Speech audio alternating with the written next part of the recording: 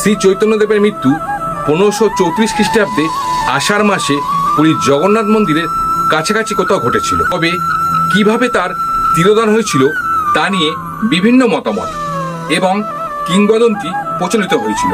গৌড়ী ও বৈষ্ণব সম্প্রদায়ের মতে শ্রী চৈতন্যদেব সাধারণ মানুষের মতো মৃত্যুবরণ করেনি, কারণ তাকে রাধাকৃষ্ণর যুগলমূর্তি বলে বিবেচনা করা হয়েছিল।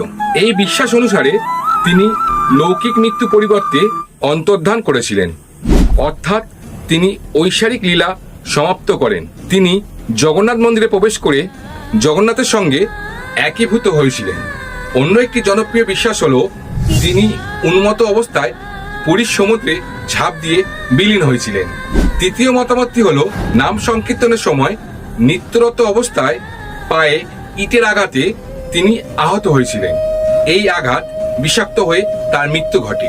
এবং সর্বাপেক্ষা গ্রহণযোগ্য মতটি হলো শ্রী চৈতন্যদেবকে পুরীর জগন্নাথ মন্দিরে পাণ্ডারা হত্যা করেছিলেন, লাশ গুম করেছিলেন।